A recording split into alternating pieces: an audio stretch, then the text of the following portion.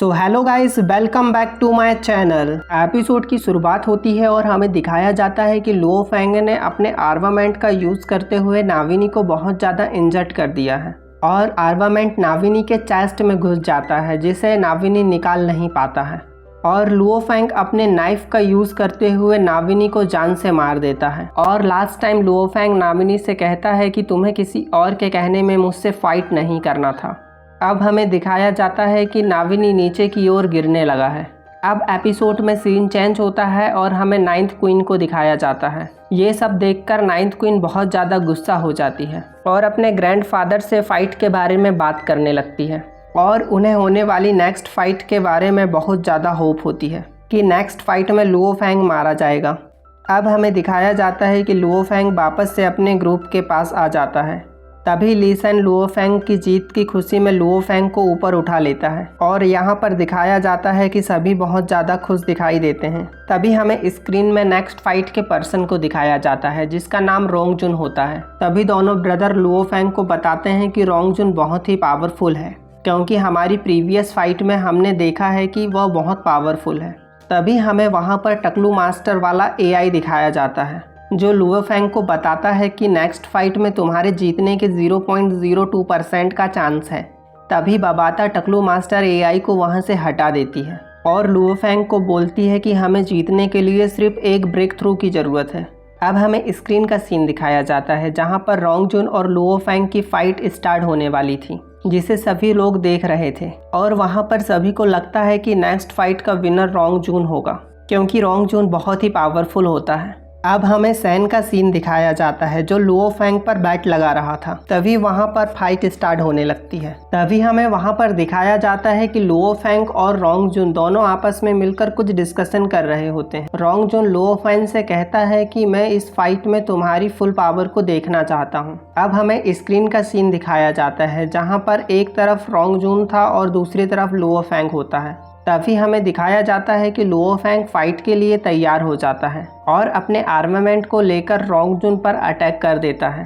तो यहाँ पर रोंग जुन भी अपनी शॉट को लेकर अटैक करने जाने लगता है। तभी दोनों एक दूसरे के ऊपर अटैक कर देते हैं और हमें यहाँ एक बहुत शानदार फाइट का सीन दिखाया जाता है और रोंग जुन लुओ फेंग पर बहुत ज़्यादा पावर से अटैक कर रहा होता है तो लुओ फेंग भी अपने आर्मामेंट से अटैक कर रहा होता है। फिर यहाँ पर फाइट से बहुत ज़्यादा पावर बाहर निकलती है तो यहाँ बहुत ज़्यादा डिस्ट्रैक्शन होने लगता है। फिर हमें दिखाया जाता है कि लुओ फेंग को स्क्रीन में एक वॉरियर देख रही होती है जिसका नाम हमें नहीं बताया जाता।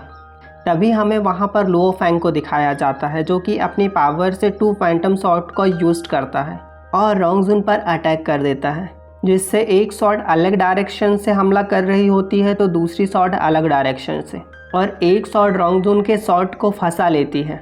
तभी वहाँ दोनों के बीच फिर से एक बार शानदार फाइट का सीन दिखाया जाता है। तभी लुओ फेंग बहुत तेज़ी से रोंग जुन पर अटैक कर देता है लेकिन रोंग जुन बहुत पावरफुल होता है और अपनी पावर से लुओ फेंग पर अटैक करता है जिससे लुओ फेंग दूर गिर जाता है। लुओ फेंग फिर खड़ा हो जाता है और फाइट को कंटिन्यू करता है लेकिन लुओ फेंग की कंडीशन ख़राब होने लगती है क्योंकि लुओ फेंग बहुत ज़्यादा इंजर्ड हो गया था।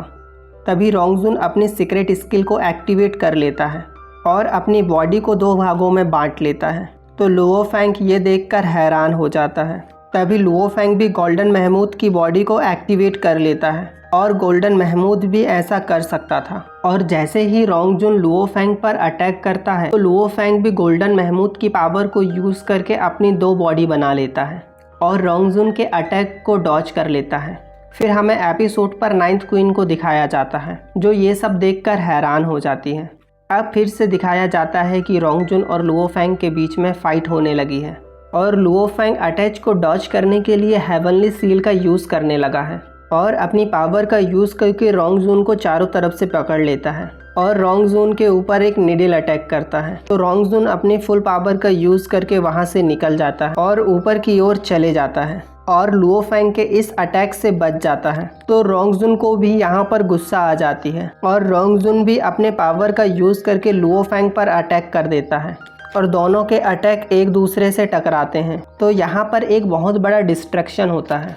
अब इतनी ज़्यादा फाइट की वजह से लुओ फेंग की एनर्जी बहुत ज़्यादा कम हो जाती है। तभी ये सब देखकर रोंग जुन लुओ फेंग पर अटैक कर देता है तो लुओ फेंग भी खड़ा होकर रोंगजुन से फाइट करने लगता है और यहाँ पर लुओ फेंग का अटैक रोंगजुन को लग जाता है। फिर रोंगजुन और लुओ फेंग दोनों अपने बहुत ज़्यादा पावर से अटैक करते हैं, जिससे वहाँ पर सभी लोगों की नज़र उनकी फ़ाइट पे ही होती है, जिससे वहाँ के सभी लोग उनकी फ़ाइट को बहुत ध्यान से देख रहे होते हैं। तभी वहाँ पर लुओ फेंग नीचे गिर जाता है और रोंगजुन खुद को संभाल लेता है और ये मैच यहीं एंड हो जाता है और सभी लोग यही मैच को देख रहे होते हैं और यही सोच रहे थे कि कौन जीता है। और फिर रोंगजुन और लुओ फेंग एक दूसरे को देख रहे होते हैं और दोनों एक दूसरे से बहुत अच्छे से बात कर रहे होते हैं और दोनों एक दूसरे से पोलाइटली बात कर रहे होते हैं।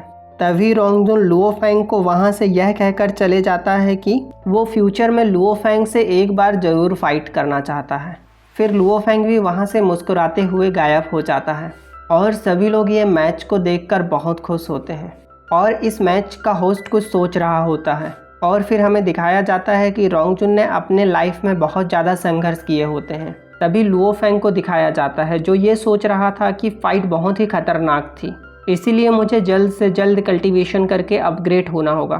तभी वहाँ पर लुओ फेंग की वाइफ आ जाती है और उसे हक कर लेती है। तभी वहाँ पर दोनों ब्रदर भी लुओ फेंग के पास आ जाते हैं और वो लुओ फेंग को मोटिवेट करने लगते हैं। अभी वहाँ पर बबाता लुओ फेंग से कहती है कि अभी तो तुम्हें 10 फाइट और करना है, इसका शेड्यूल मैंने बना दिया है। और लुओ फेंग को बताती है कि अब तुम्हारा ये वेपन अलग अलग सेफ ले सकता है और लुओ फेंग को बताती है कि अब तुम्हारा ये वेपन अलग अलग चीज़ों का सेफ ले सकता है क्योंकि मैंने इसको अपग्रेड कर दिया है। और लुओ फेंग बहुत ही खुश होता है और अपने वेपन को अपने पास रख लेता है। और फिर बबाता लुओ फेंग को कुछ मास्टर को दिखाती है और बोलती है कि ये मास्टर यूनिवर्स के हैं जिनके साथ तुम्हें ट्रेनिंग करना है जिससे कि तुम जल्द से जल्द स्ट्रांग हो जाओ। और इसी सीन के साथ हमारा यह एपिसोड एंड हो जाता है। दोस्तों, यदि आपको ये वीडियो पसंद आया हो तो प्लीज़ वीडियो को लाइक और चैनल को सब्सक्राइब जरूर कर लीजिएगा क्योंकि एक वीडियो बनाने में बहुत ज़्यादा मेहनत लगती है। Thank you for watching.